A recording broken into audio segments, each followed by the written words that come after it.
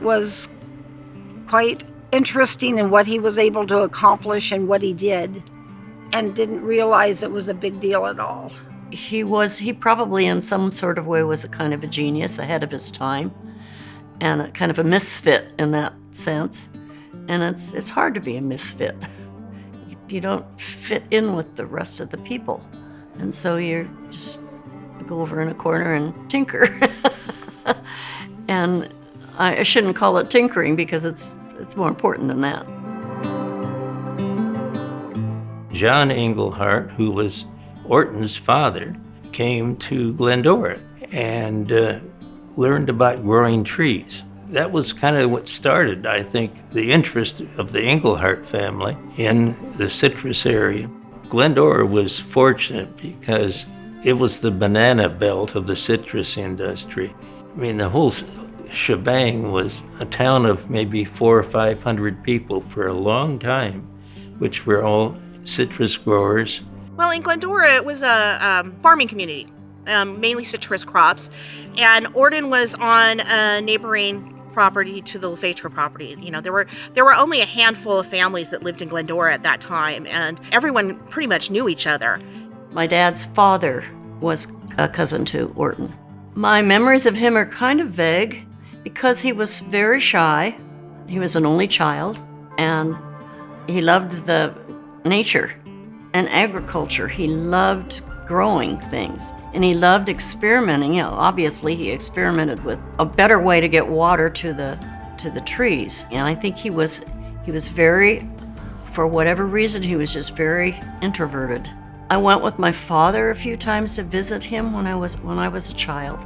My dad was a real outgoing, friendly man, but he cared about Orton, and I think he was fascinated by him. I think they, more than anything, just talked, probably about citrus. My father grew up in that environment. I used to go with him when I wasn't in school and just tag along and go through the grove and help him get the leaves out of the furrows where the water would go. I remember the big, long wagon with the pipes. They had pipes that were fashioned first out of bamboo. The next thing was there was an invention to make concrete pipes. If you went through Glendora or any area of the valley that had citrus groves, you would see these concrete pipes sticking up in there. They were standpipes. The growers were assigned times when they could draw water from the standpipes, which at that time was just by gravity through a furrow through the ground. Probably not very efficient. In Glendora, the rainfall was irregular, and they had to use groundwater, so they had to pump. And so there was a cost to the oil or the gas required to pump to push the water through the system out to the sprinklers. And Orton was trying to, I think, reduce his cost for farming. And so what he did was he figured out a way through his tinkering to make the sprinklers distribution uniformity more even, so that way he had less water to pump. What he was doing, and he had a real purpose for it. He wanted to take care of his grove and in a better way and find a more efficient way to do it so that you weren't wasting water and the trees would be healthier. He was trying to solve a problem he heard from someone. Orton cared about these people and the fact that this was something that was really kind of bothersome, and then he wanted to make sure that there was some sort of solution in the works for it. So I absolutely think he wanted to help people, and I think that's why he gave Clem and Mary the ability to go sell those sprinklers, because he thought other farmers can use this to solve their problems. And although he didn't want to have to do it, he knew that they could get out and actually provide it to people.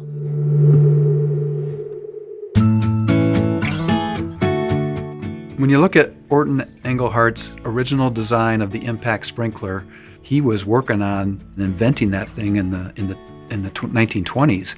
In those early designs, you could see how he was a tinkerer, because he took what he had available to him and was able to make prototypes that he could test, right, and then improve. He'd find out how it works and iterate to make it better. He used things like tin cans to look at ways to address wind pressure. He took springs off of whisks and use them to contribute to that sprinkler. So through that, he was able to design something that the sprinkler kind of stopped as it went along so that it could create that uniform pattern and it just didn't spin around shooting out water. The first sprinkler that he did was a full circle sprinkler, and then he came back with a second patent, which was for a part circle sprinkler. And a part circle sprinkler would be one that it could stop anywhere from 20 degrees to 340 degrees. And so that was a type of sprinkler they might use in a corner of a field or along an edge of a field. All the other sprinklers out there were essentially spinners. They'd spin around and they'd throw water all over the place, in a 360-degree fashion. That creates two problems. One is the water doesn't go very far because it's a horsetail effect, right? It's whipping around in a circle. And B, if the sprinkler's running, you can't go up to it to move it or adjust it because you're going to get soaking wet. So he developed the impact sprinkler, which solves both of those problems, right? So it steps around in a circular motion, and so the water gets thrown much further. And of course, it's slower, so you can walk up to it and adjust it or move it without getting soaking wet. I think also what made him successful was the fact that, he's working with his friend, Clem Lefebvre, and he would show Orton's versions of the impact sprinkler to growers and bring back feedback. Orton ultimately perfected this impact sprinkler, and it was Rainbird's first product that Clem Lefebvre founded Rainbird with. Orton invented it. He didn't want to sell it. Clem and Mary helped him go through the patent process to get it patented to protect his invention. They also went out and sold it. And Clem was involved he sold beekeeping supplies to other citrus farmers. And so he was traveling all over Southern California, so he was able to take these sprinklers around and sell them. He would go out and take orders for these sprinklers during the week, and they'd come back on weekends and build them in the Lefebvre barn. Mary, who actually ran a clothing production facility, she managed the whole operation. In her spare time, she ordered all the parts and did the purchasing and the invoicing, so she took care of all the business side of it. Many of the people in town used Rainbird sprinklers. I'm pretty sure as time went on, they all did, because they saw the value of it. They could see what was happening and how much more efficient it was and how it worked. So it was an investment financially, but it was so much more efficient, and the trees were healthier. It was better for the trees. If you look at Orton's patents, he has obviously a patent on the impact sprinkler, but he has several other patents. And these patents were all issued over the next, 10 or 15 years. And so he had a pretty long relationship with developing products for Rainbird. In Orton's workshop, right, we saw several different iterations of the product. You can almost get in his head and you can see the evolution. And I think it stands just as true today, right? Some of those products still very much exist. The impact sprinkler uses some sound, just mechanical principles. If you look and evaluate some of Rainbird's products today in our ag line, we still make brass impact sprinklers. We have other versions that, very much you can look at them and trace their history back. And I think some of the work that he did, obviously it led to the development of Rainbird, but I think then that also probably led to commercializing the concept of irrigation.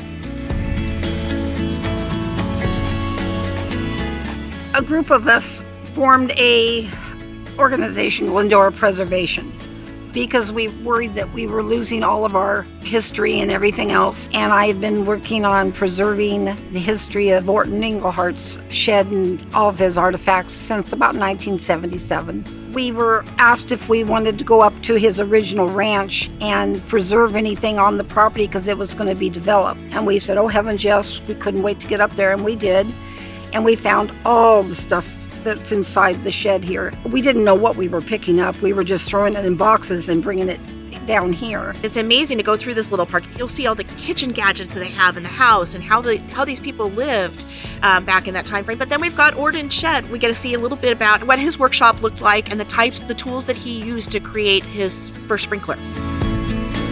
If Orton was around today and he walked in, he would be amazed at how fast we can build prototypes and test them and iterate. I'd love to see his reaction to all that's happened with Rainbird since he started. He'd be so amazed to know that his sprinklers are being controlled by satellites in the sky. He would never believe it. He never had the ego that it was like it was my invention. He was just a guy who farmed. He didn't want any credit for anything. It was something he enjoyed doing, and that's what he was doing. He had a vision of problems he could solve. And through that, he was able to create something that changed an industry.